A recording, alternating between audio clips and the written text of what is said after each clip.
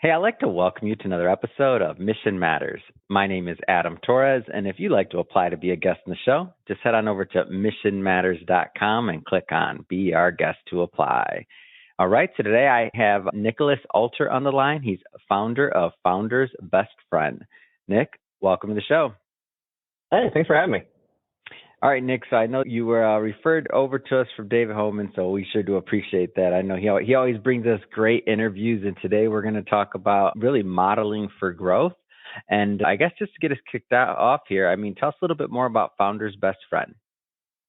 Yeah, so Founder's Best Friend is a response to what we built with, there's a company that actually precedes Founder's Best Friend called ThriveSide.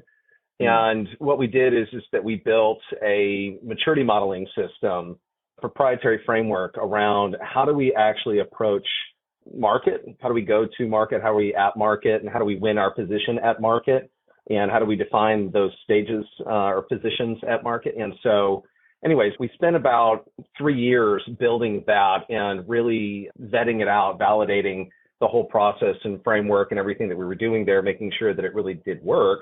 And then, but the end goal, the intention was always to build a coaching platform where we can actively take businesses meet them where they're at and guide them through, coach them along the way, the journey of how do we graduate from this position at market to this position to ultimately where the majority of us really want to go or need to get to, which is sustainability. Everybody thinks it's scale. It's not scale. It's sustainability. Yeah. And so ultimately, how do we get to sustainability? And then once we're there, how do we then go forward from there? How do we actually, what decisions or what do we have in front of us? What questions do we need to ask? And in order for us to say, this is what we want, so to speak. Yeah. Let's take a step back, just one step back before we go further, because I want to make sure that our audience is up to speed on this. So give me the definition of maturity modeling, like what that means to you. Sure. So the idea of maturity modeling is that it's a sequence. It's like how we approach raising kids. It's the idea of kindergarten through 12th grade through college, right? It's the idea of what is level one and, in gaming technologies, or if we're talking like, for football nerds, it's how do we go from Pop Warner to the NFL? Yeah. And it's funny that and so everybody's like, well, that just sounds like an esoteric and kind of jumped up way of describing what that is. But the reality is that the idea of maturity modeling is that if we actually have a model, a framework by which that we can say, no, this is, I don't care what kind of building you're building. It doesn't matter if it's a skyscraper or if it's a house, there's always going to be fundamental, steps that we have to address in a particular order in order for us to get there. Now, the details might be different in between, but, ultimately we always are going to start with what's the purpose of the structure? And then, move into things like site planning and getting into, architectural design and, et cetera, right? Mm-hmm. And yet we tend to forget that is ultimately what we're always doing. So maturity modeling. Yeah, no, I get this. And what's interesting to me is that there's different levels, right? Different stages of this, and people and a company in the case of what we're talking about today, and maybe even marketing, it can be, they're going to be in different stages. So whether it's, startup, just getting started up, whether they're, in the beginning stages, still in the idea, no product, whether they're still dreaming it up, or whether they're already further along and they already have, they're in the market, they have a certain amount of traction, and now, like you mentioned earlier, sustainability. They're trying to figure out how to sustain and how to grow over time. Am I understanding this right in terms of the concept? I just want to make sure I'm painting that picture correctly.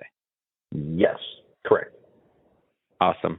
So let's go a little bit further here. So in terms of your expertise and you working with companies, are you working with companies on all different areas of the spectrum, or what's the specialty, whether it's stage or niche or industry? Let's get in the weeds a little bit. Yeah, sure. No, I have a pretty bizarre career background in terms of I like bizarre. That, come on, give it to me, Nick. That's where it starts to get good here. Go ahead. Yeah, I think, is it Joel Trammell that put it best? He goes, Nick, you're unemployable, so you better go build something. And it's just very true. I love that man. He's brutally honest. Actually, his platform is really, really cool. You should interview him at some point. Anyways, but the idea was, this is that when I went to college, I went to school for publishing. That was my intent. And, I graduated right around when the publishing industry collapsed, imploded the way that we knew it then. And so I didn't really have, so you have good timing. I got the first part of your journey. You have good timing. Go ahead.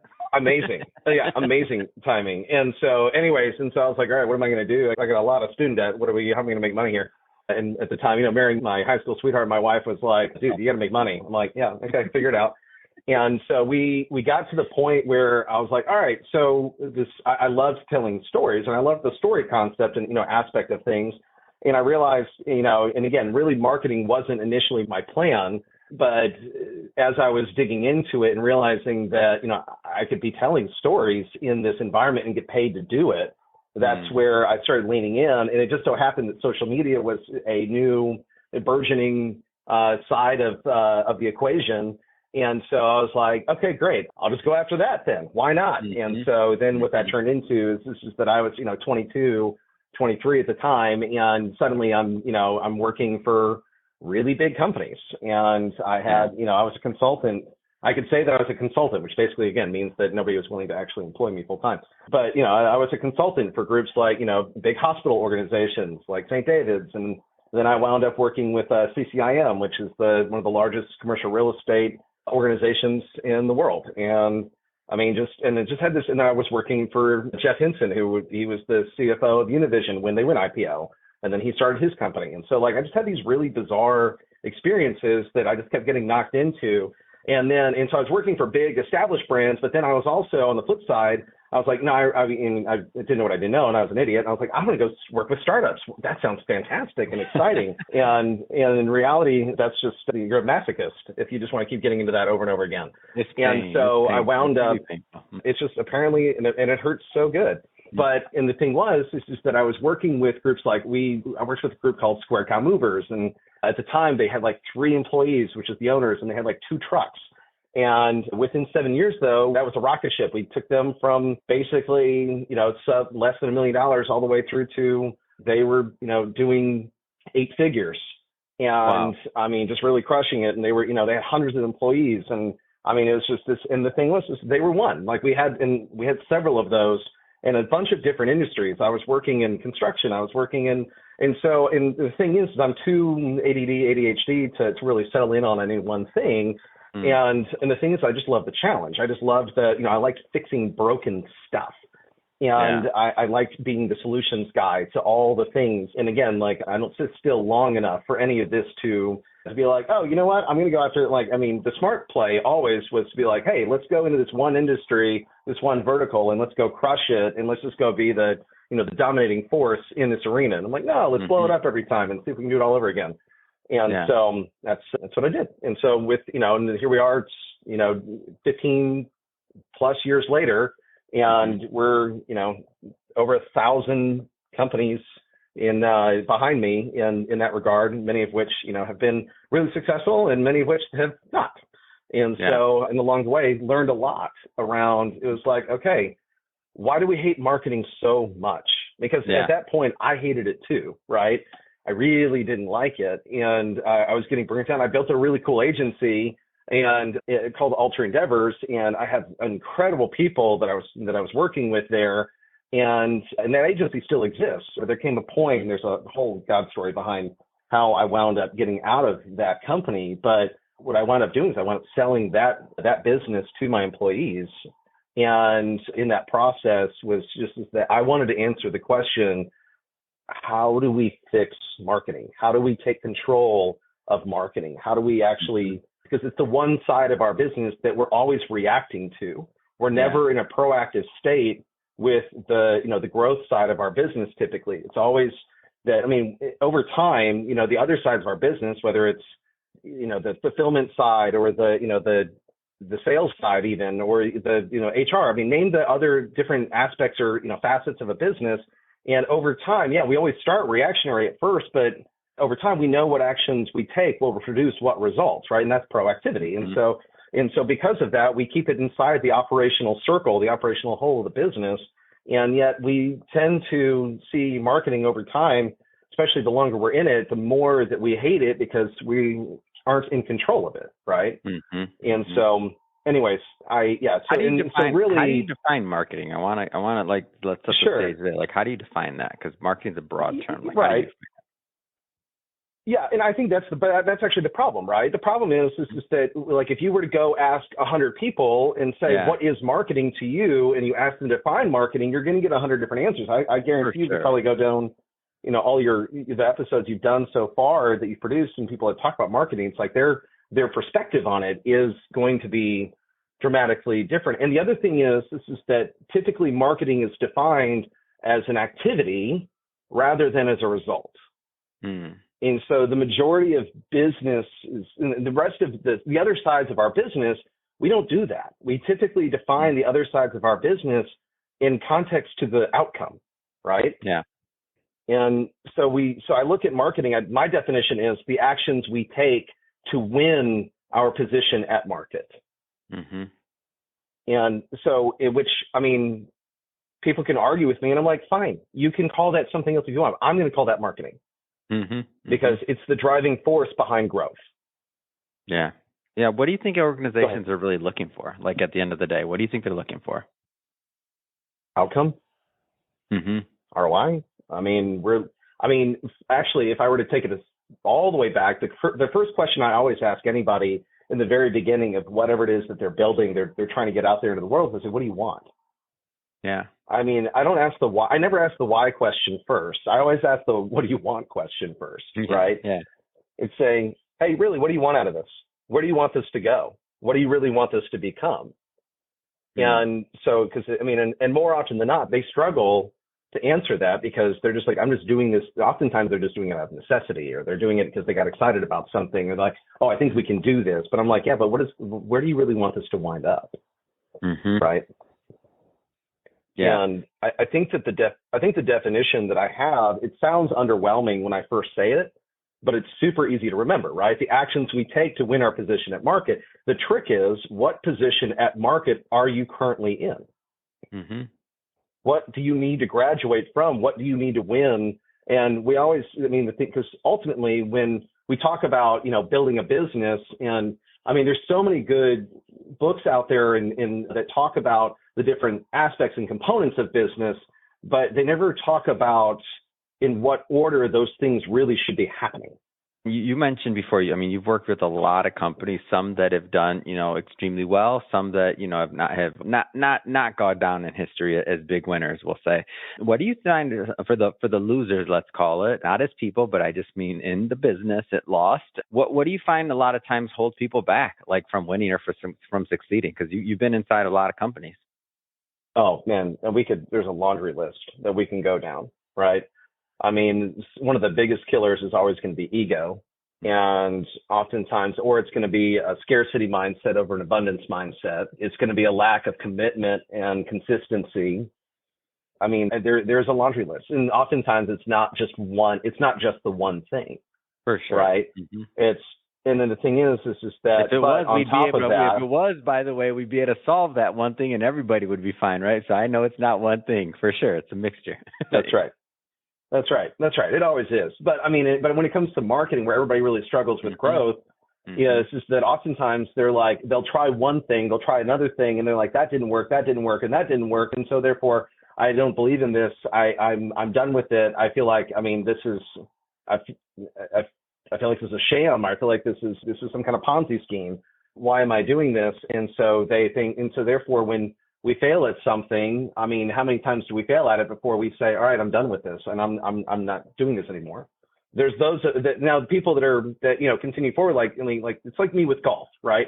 I'm terrible at golf. I've always been bad at golf, and yet I still play the game. I don't know why.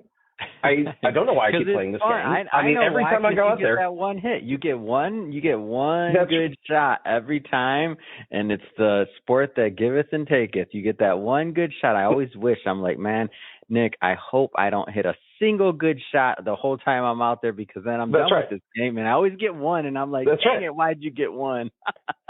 That's right. And by the way, I don't say dang it. Like there's a string of expletives that come out because I'm like, I got that shot. And I'm just like, well, I guess there goes another, however many dollars next month towards that membership because and however many hours, because my wife's like, she's like, you hate this. And I'm like, no, I love this and I hate myself sometimes. You're like, no, I hate weird. this. I do. I love it. I hate it. I love it. That's right. I really struggling. By the way, funny quick story. I got a sidebar quickly. Our director of our podcast agency that runs the whole agency for us. I've known him since our 20s, like really good friend. He used to be a professional golfer for a while, and he was always my coach. And he gets mad whenever I bring up don't tell people that I coached you ever. No.